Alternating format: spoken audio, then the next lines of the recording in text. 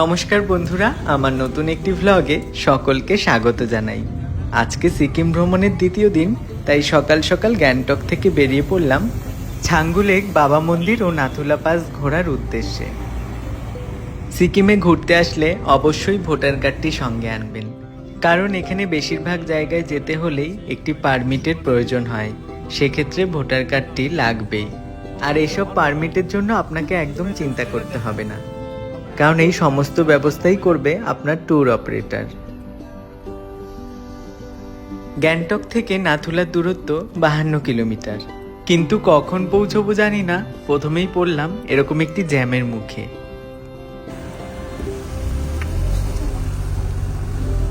আজকে সকাল থেকেই আকাশটা বেশ পরিষ্কার, তাই বলে পাহাড়ি ওয়েদারে আপনি কখনোই ভরসা করতে পারবেন না।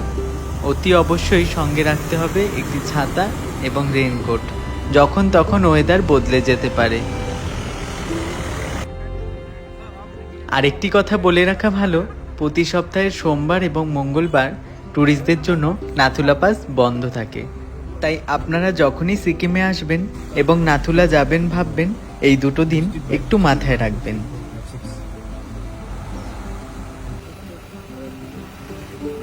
চলতে চলতেই চলে আসলাম চেকিং পয়েন্টে। এখানেই পারমিট চেক করা হবে, আর এই পারমিট চেক করার জন্যই রাস্তায় এতক্ষণ জ্যাম ছিল।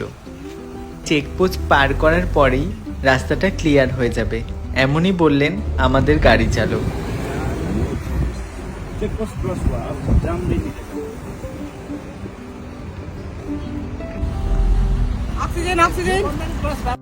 চেকপোস্ট পার করার পরই একটি টিকিট কাটতে হবে।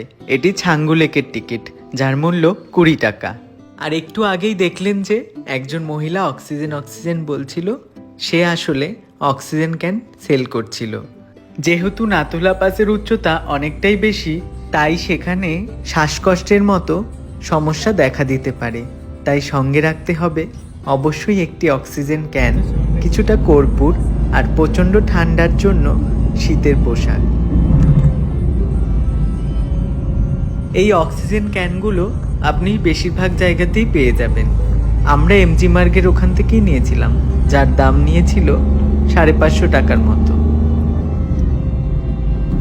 এই যে পাহাড়ের ধার দিয়ে সারি সারিভাবে যে পতাকাগুলো রয়েছে, এগুলো সাধারণত প্রার্থনা পতাকা, এবং এটি বৌদ্ধ সংস্কৃতির একটি গুরুত্বপূর্ণ অংশ। বৌদ্ধ স্থানীয়রা বিশ্বাস করেন এবং মনে করেন এই পতাকাগুলো মূলত শুভ বার্তা বহন করে এবং বাতাসে উড়ে যাওয়ার মাধ্যমে আশীর্বাদ ছড়ায়।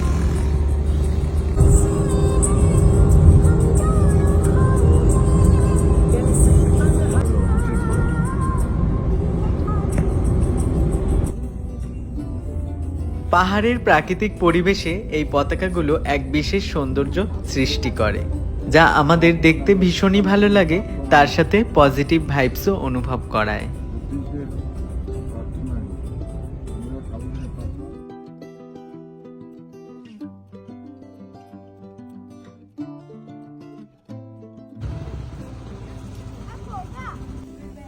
অনেকটা পথ চলার পর এখানে একটা 2 মিনিটের ছোট্ট ব্রেক নিলাম।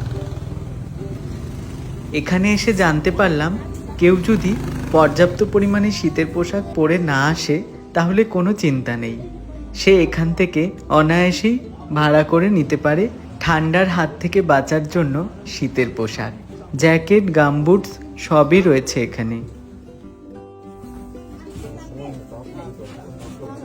আমি খুব পরিমাণে চা প্রেমী না হলেও এই ঠান্ডার মধ্যে গরম গরম ধোয়া ওঠা চায়ের লোভ সামলাতে পারিনি। একটু খেয়েই দেখলাম, ভীষণ ভালো লাগলো। আর এই চায়ের দাম নিয়েছিল 30 টাকা করে। ছোট্ট টি ব্রেকের পর আমাদের পথ চলা আবার শুরু হলো। আমরা যেহেতু এপ্রিলের মাঝামাঝি দিকটায় গিয়েছিলাম, তাই মনে একটাই ভাবনা আসছিল, নাথুলাতে সেরকম বরফ পাবো তো? পৌঁছেই দেখা যাক। গ্যাংটক থেকে প্রায় 40 কিলোমিটার দূরে এই ছাঙ্গু লেককে একপাশে রেখে চলে যাচ্ছি নাথুলাতে। যেহেতু প্রথমে নাথুলাতেই যাব, তাই এখানে এখন আর দাঁড়াবো না।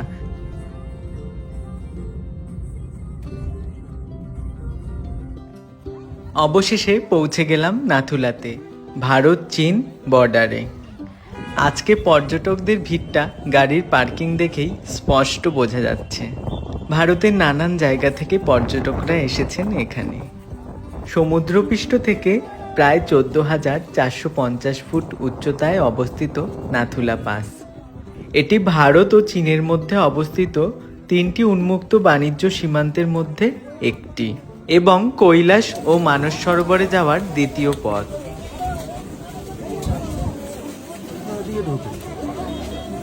এখানেও রয়েছে এক যুদ্ধ জয়ের কাহিনী, রয়েছে ভারতীয় সেনার পরাক্রম ও আত্মবলিদানের কাহিনী।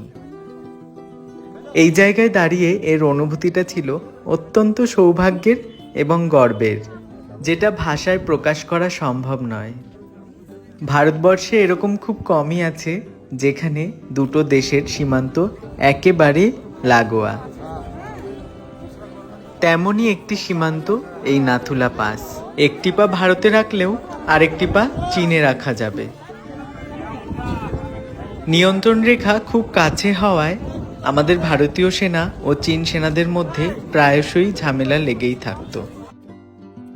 এই সমস্যা থেকে মুক্তি পেতে ভারতীয় সেনারা ঠিক করলো তারা তাদের এলাকা তারকাটা দিয়ে ঘিরে দেবে। সেই মতো কাজও শুরু হয়ে গেল, আর তার সাথেই এর বিরোধিতা করলো চীনা সেনারা। হঠাৎই কর্মরত ভারতীয় সেনাদের উপর গুলি চালানো শুরু করে চীনা সেনারা। এরকম অতর্কিত আক্রমণে পুরোপুরিভাবে প্রস্তুত ছিল না আমাদের ভারতীয় সেনারা। মিনিট 10 মধ্যেই শহীদ হন প্রায় 70 জন ভারতীয় জওয়ান। এরপরই পাল্টা আক্রমণ করলো আমাদের ভারতীয় সেনারা। প্রাণ হারালো প্রায় 400 জনের মতো চীনা সেনারা। চীনারা এয়ার অ্যাটাকের হুঁশিয়ারি দিলেও হারাতে পারেনি ভারতীয় সেনাদের মনোবল এবং পরাক্রম। তাই 70 জন ভারতীয় সেনার প্রাণ বিসর্জন পরেও চীন ভারতের 1 ইঞ্চি জমিও দখল করতে পারেনি। তাই নাথুলাতে আজও রয়ে গিয়েছে এই কাঁটাতারের বেড়া।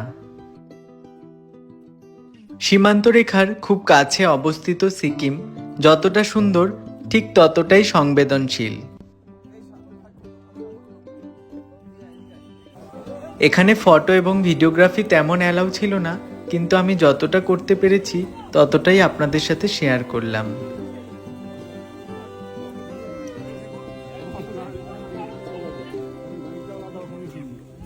পথে আসার সময় কতটা বরফ পাবো এই নিয়ে চিন্তায় থাকলেও এখানে আসা মাত্রই প্রচুর পরিমাণে স্নোফল শুরু হয়ে গিয়েছিল।